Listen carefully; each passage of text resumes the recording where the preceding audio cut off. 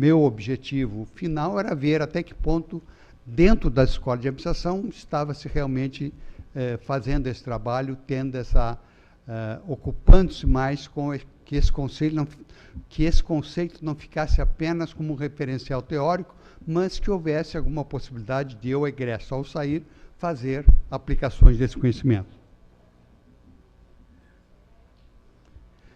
Tive que analisar alguns trabalhos e, inclusive, identificar algumas coisas, alguns conceitos que eu estou colocando aqui como marcos teóricos. Claro que tinha muito mais. Para vocês terem uma ideia, eu levei 4 anos fazendo as entrevistas, fazendo os trabalhos, porque eu visitei as unidades e também, além de fazer a entrevista, eu fazia uma visita técnica. Ou seja, uma coisa a pessoa assim, não, por exemplo, nós temos cuidado com o gasto de energia, né?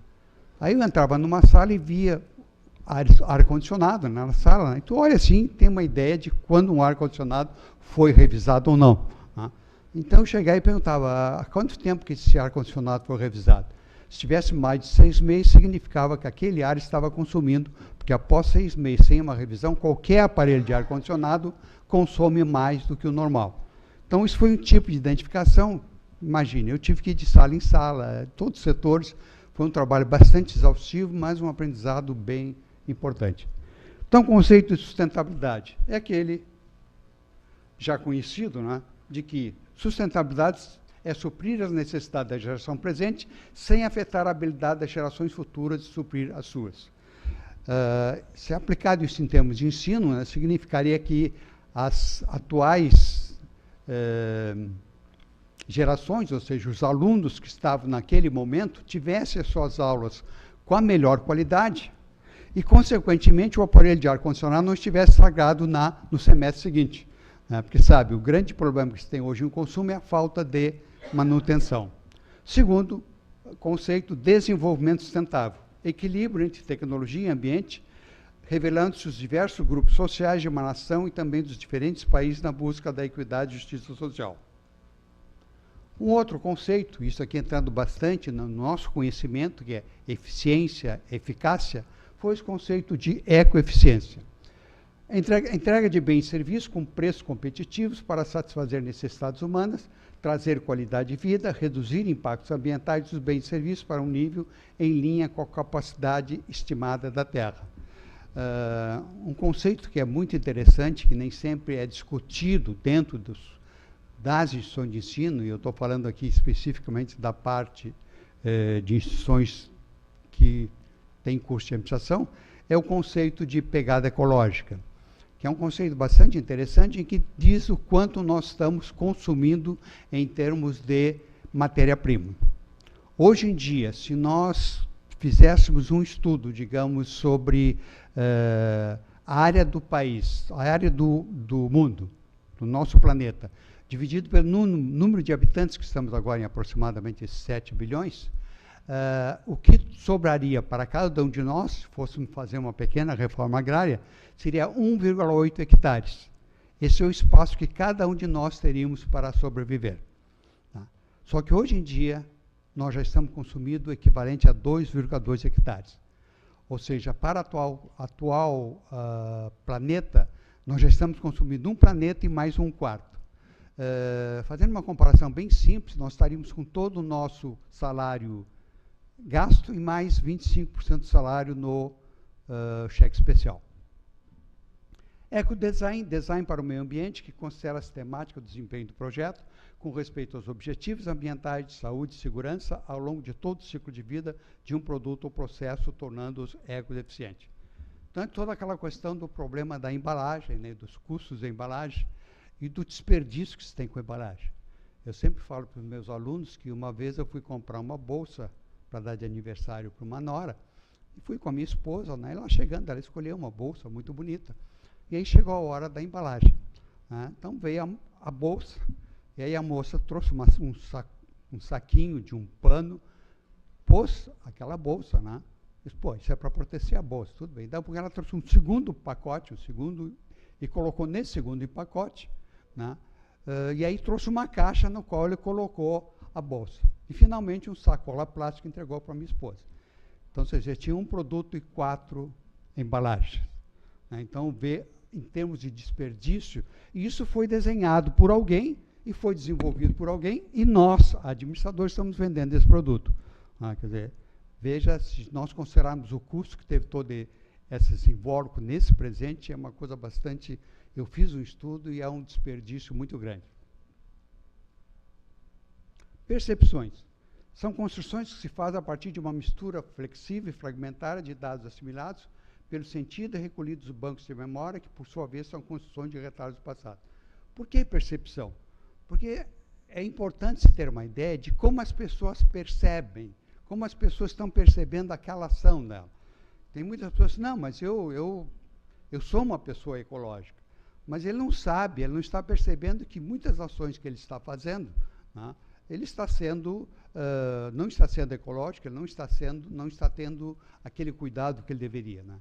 E um caso típico que a gente vê muito é dentro das organizações, e eu tinha isso, inclusive, dentro da instituição que eu trabalhava, e vi isso em outras situações, o famoso uso do copo plástico. Né? Nós temos um grupo, eu atualmente estou trabalhando dentro do Conselho Regional de Administração, sou conselheiro, a gente tem um grupo de pessoas que passa o dia inteiro ali. Né?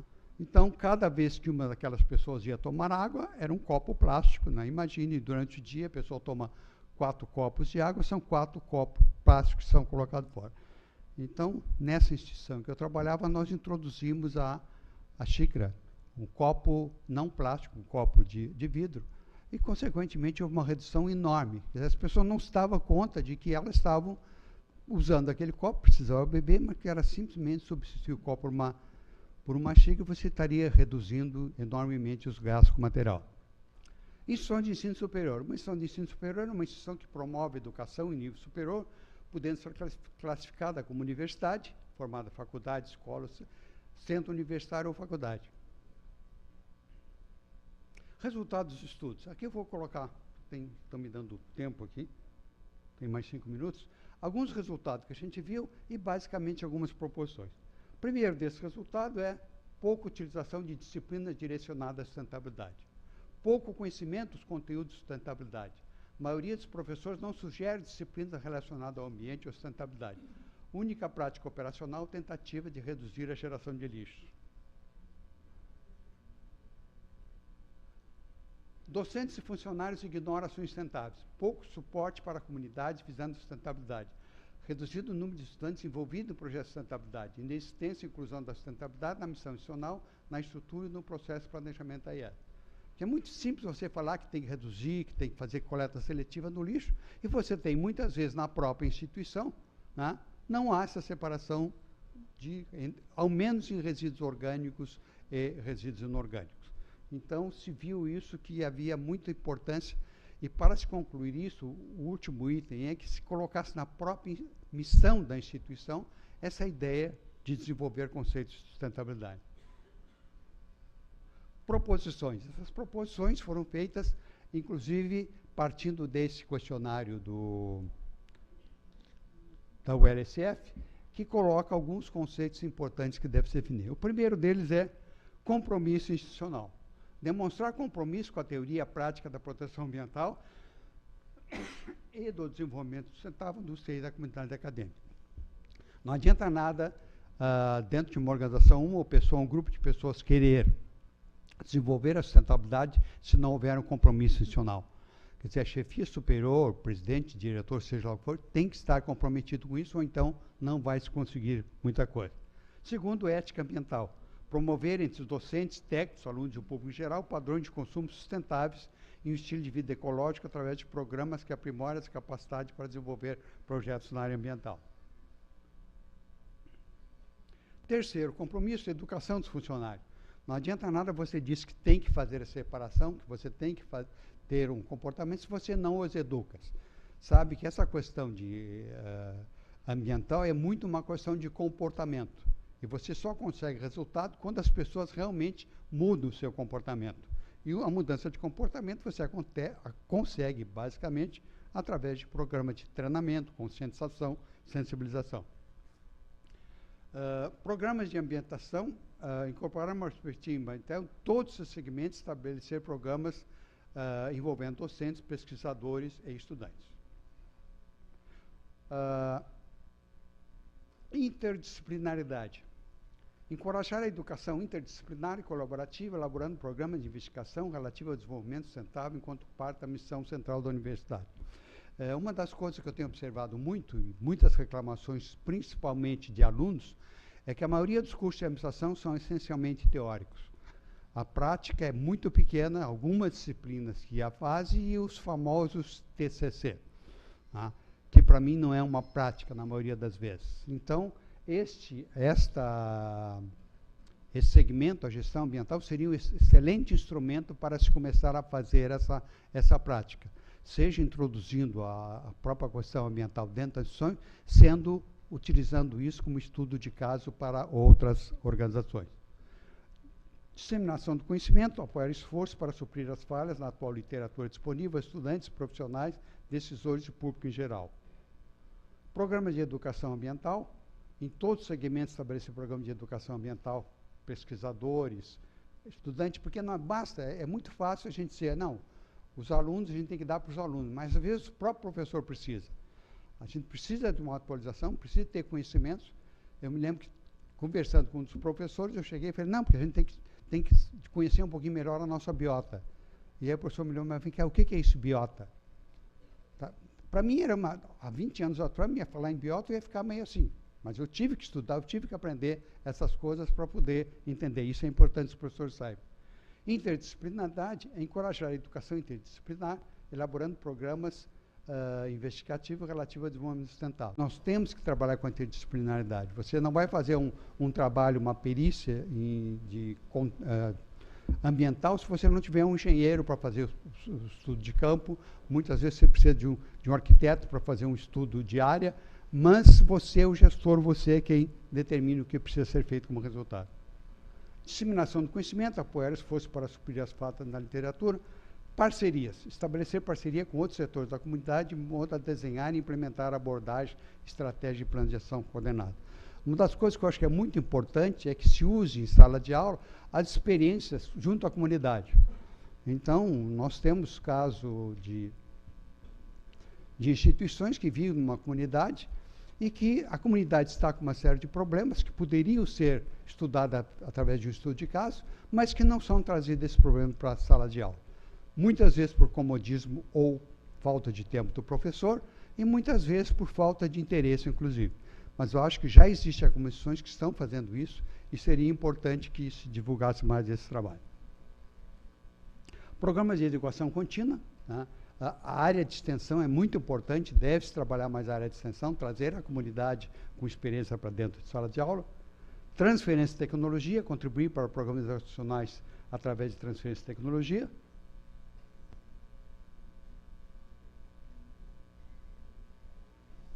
Então, basicamente foi essa a ideia. Eu gostaria de, para finalizar, colocar algumas questões que foram muito importantes para analisar. Em primeiro lugar, nesses 3 segmentos que tem, que se chama professor, funcionário e aluno, imagino vocês qual é o mais reagente a qualquer tipo de mudança. Alguém pode me dizer?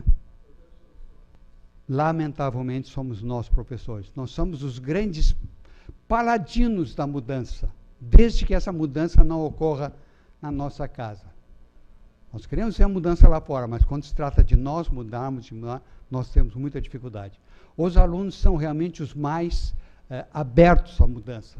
E acho que aí está um grande espaço que nós, professores, deveríamos utilizar, de utilizar essa criatividade do aluno, utilizar o aluno enquanto gerador de ideias, de novas ideias, para que se possa desenvolver uma série de projetos em que a gente possa ter essa sustentabilidade, não apenas como um conceito ideal, mas uma sustentabilidade que seja praticada, seja em sala de aula, seja na vida das pessoas, porque só assim esses alunos vão levar para dentro das suas empresas esses conceitos. E só assim nós teremos essa mudança dentro das organizações.